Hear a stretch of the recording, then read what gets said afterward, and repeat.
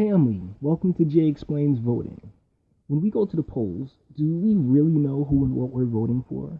Are you voting for a familiar name? Are you voting for a specific policy? Are you voting to be a part of history? Or are you voting because people died so that you'd have the right to? I don't know. Your reasons are your reasons, but what I've decided to do is examine a ballot and break down where I think we as a people and culture and everything else like that can hammer out some real change. Please remember, these are my own personal thoughts and ideas, so feel free to refute or question anything in the comments. That's what they're there for. With that being said, here's a familiar sight, a ballot. Every registered voter gets one, and it contains almost every option that you have in the given election. That's almost is due to write-ins, which are on every ballot in New Jersey. On the back is the standard polling time and message of voting early in both English and Spanish.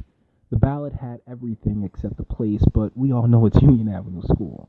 It's been Union Avenue School for forever, so let's crack this bad boy open.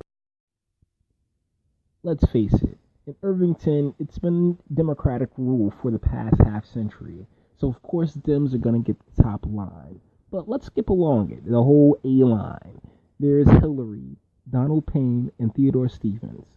Do you really think that no matter what you do, any of these three individuals won't win at the school? Like, definitely won't take that section? This machinery has been in place long before either one of us, any of us, got here.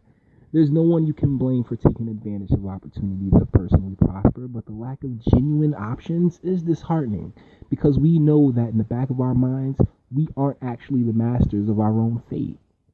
Let's take Donald Payne as an example. Do you really think that Republicans even bothered putting any real money into his opponent's campaign? I bet you wouldn't have been able to tell me his name if it wasn't right there looking at you. But what we tend to do as a people is whatever is easiest.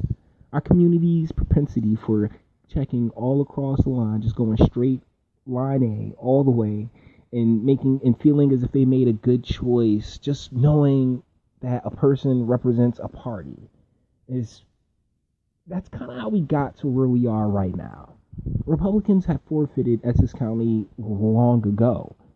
Politically, in Irvington and Essex County, there's only one, and that's the Dems. We vote the line. That line has, in a way, become a noose around the neck of Irvington, but urban communities. And what's worse is that our political figures can be brought off with what's like pocket change for the truly powerful.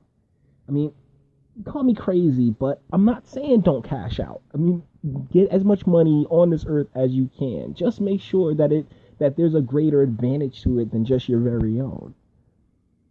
I've seen things happening here in Irvington, and it's beautiful. Like the streets getting paved and the work that's being done on our block on Sheridan Street is fantastic.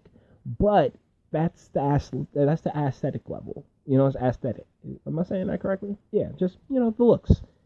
And what I really want us to do is start seeking cures to what truly ails our community and our people with problems such as the drug war and the exploitation of black lives to fund industries, police accountability, climate change, and the like. But when we look at the upcoming election, it's just Trump sucks. Vote line A, the beat goes on, Questions. They really use a lot of words, and they have to. Our court system is so meticulous when it comes to wording that the slightest error or opening in litigation can make or break your entire case. So let's simplify.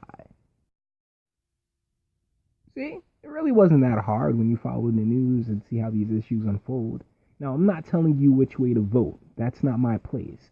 But that is what it says. So, in summation, those are all the components of the ballot. But what I hope you walk away with is an understanding that our democracy is somewhat of a sham. There's no real competition, and big money interests have controlled our community's way of thinking to a point where it's embedded in our DNA. Recently, there was a bust that netted over $300,000 in confiscated goods and cash here in Irvington. I wondered out loud about the town's cut of that take, and at a recent event, the mayor laughs at the notion knowing that that's not what happens. Why such news causes a stir within me is because where many see a bad guy or a girl taken off the street, I see a family member taken from their people and entering the real school of underground life, perpetuating the cycle of poverty and illegality that has plagued our people for generations now. We all carry the weight of the blame, but we also carry the strength to make the change, together, and on our own terms. Our ancestors died for the right to vote, not the obligation. If you choose to sit on your rump and relax on November 8th, then that's your right, and I'll fight for you and with you for it until my dying breath. So, with that being said, thank you for your time. It's really appreciated. Until the next video.